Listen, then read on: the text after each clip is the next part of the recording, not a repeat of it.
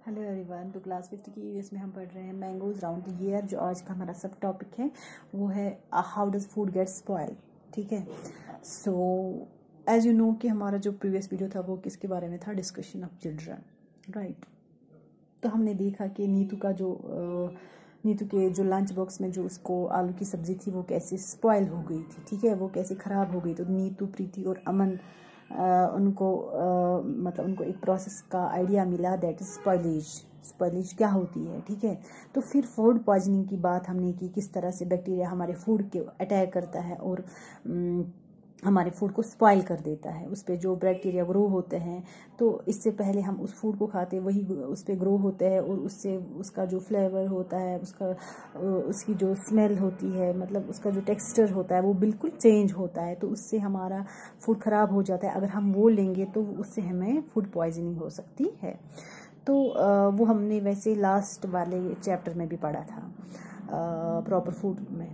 तो अब मैंने आपको बोला कि फूड प्रिजर्वेशन की हमने बात की कि फूड प्रिजर्वेशन हम कैसे कर सकते हैं, किसी का टेम्परेचर हाई रख कर, किसी का लो रख कर, या मैंने आपको थोड़ा सा आइडिया दिया कि सॉल्ट से भी हम फूड को प्रिजर्व करते हैं, या शुगर कोटिंग से भी हम अपने फूड को प्रिजर्व करते हैं, कैनिंग से, या बहुत सारे ऐसे प्रोसेस है जो आप हायर क्लासेस में पढ़ोगे। तो जो हमारा आज का जो ये टॉपिक है कि एक्चुअली में ये फूड स्पॉइलेज होती क्या है, ये कैसे होती है। यूजुअली जो हम फूड स्पॉइल होता है वो खुद हो जाता है। ठीक है। तो उस पर बैक्टीरिया ग्रो होते हैं या कोई भी माइक्रो ऑर्गेनिज्म उस पर ग्रो होता है, तो हमारा फूड जो होता है वो ख़राब हो जाता है, स्पॉइल होता है। लेकिन हम आज एक काम करेंगे, हम खुद ही फूड को स्पॉइल करेंगे। तो हम फिर ऑब्जर्व करेंगे तो क्या क्या चेंजेस उसमें आई। हमने क्या करना है, हम लेंगे एक ब्रेड पीस या लेंगे एक रोटी। ठीक है। तो आपको आपकी जो मर्ज़ी आप लो, ब्रेड पीस या रोटी। उसके बाद हमें करना है काम, हमें उस पर थोड़ा सा पानी छिड़कना है। ठीक है। तो उसको हमें रखना है बॉक्स में। तो उसके बाद उस बॉक्स को हमें क्लोज करना है, बंद रखना है। तो हमें देखना है कि रोज़ हमें देखना है कि ब्रेड में या रोटी में कौन कौन सी चेंजेस आई।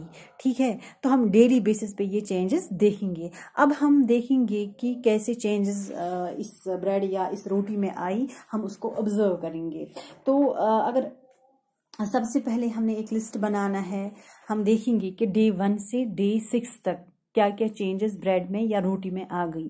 डे 1 में हमने जब देखा बॉक्स खोलकर, तो हमने क्या देखा, तो जो ब्रेड थी वो टच में कैसी थी, वो बिल्कुल सॉफ्ट थी जैसी होती है। ठीक है।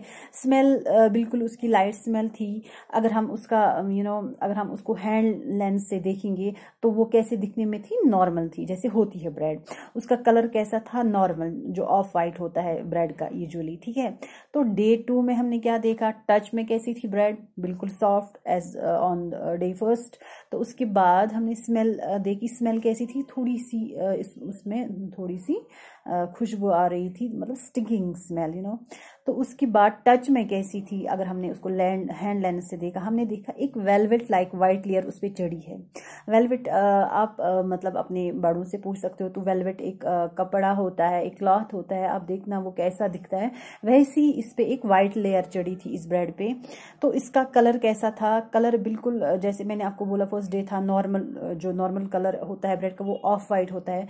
तो डे 2 में थोड़ा सा स्लाइटली वाइट हो गया था। ठीक है, होगी डे 2 की बात। डे 3 में हमने क्या ऑब्जर्व किया, हमने देखा कि जो ब्रेड थी वो थोड़ी सी मॉइस्ट हुई थी और सॉफ्ट थी, और लेकिन मॉइस्चर भी था उसमें। ठीक है।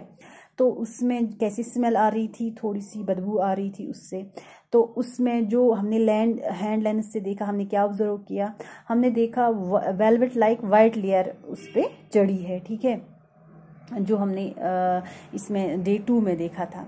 तो ऐसे ही ये इसका डे 3 की ऑब्जर्वेशन रही। डे 4 में और 5 में और 6 में उनकी जो टच में वो थे bread, 4th day, on 5th day और 6th डे, वो बिल्कुल उसमें मॉइस्चर था, मॉइस्ट थी और बिल्कुल बहुत ज़्यादा सॉफ्ट हो गई थी। और 5th डे पे, 4th डे पे और 6th डे पे, तीनों इन दिनों में उसकी बिल्कुल बदबू आ रही थी। और हमने हैंड लेंस से देखा 4th डे पे, हैंड लेंस से हमने देखा कि उसका जो मतलब उसका पहले कैसा था, वेलवेट लाइक वाइट लेयर चढ़ी थी उस पर। ठीक है। अब वो वाइट लेयर किस में चेंज हो गई थी, greenish white coloured small gross like structures उस पर डेवलप हुए थे, वो ना ग्रीनिश वाइट होता है। तो उसमें हमें हैंड लेंस से वो देखने को मिला, और कलर बिल्कुल ही मतलब ग्रीनिश वाइट हुआ था। डे 5 में हमने देखा कि बिल्कुल मॉइस्ट थी, ब्रेड मॉइस्चर बहुत ज़्यादा था और बदबू आ रही थी, और उसमें हमने क्या स्ट्रक्चर्स देखे, greenish coloured grass like structures उसमें हमने हैंड लेंस से देखे। और उसका जो कलर था वो कैसा हुआ था, पहले कैसा था डे 4 पे ग्रीनिश वाइट, अब डे 5 पे बिल्कुल ग्रीन हुआ था, ठीक है। अब डे 6 की बात करें, टच में बिल्कुल मॉइस्ट थी ब्रेड, सॉफ्ट बहुत ज़्यादा थी, बदबू आ रही थी, और उस पर हमने हैंड लेंस से देखा greenish black small grass like structures उस पर डेवलप हुए थे। तो और उसका कलर क्या था ऑन डे 6, तो वो था ग्रीनिश ब्लैक, ठीक है। तो हमने ये ऑब्जर्व किया कि कैसे इसकी स्मेल चेंज हो गई, कैसे इसका टेक्सचर चेंज हो गया, कैसे इसका कलर चेंज हो गया, राइट। तो हमने ये चेंज ऑब्जर्व किए। हमने जो ये कलर्ड लाइक स्ट्रक्चर्स देखे, पहले वो velvet white like white layer, फिर उसके बाद थोड़ा सा वो ग्रीनिश वाइट में चेंज होगा, फिर ग्रीन कलर बिल्कुल ग्रीनिश कलर्ड, फिर उसके बाद greenish black small green structures हमें ब्रेड पे देखने को मिले। एक्चुअली वो क्या थे, वो ग्रीनिश लाइक स्ट्रक्चर्स या जो भी कोई स्ट्रक्चर उस पर डेवलप हुआ था जो हमने हैंड लेंस से देखा था, वही होता है ग्रोथ ऑफ माइक्रो ऑर्गेनिजम्स, ठीक है।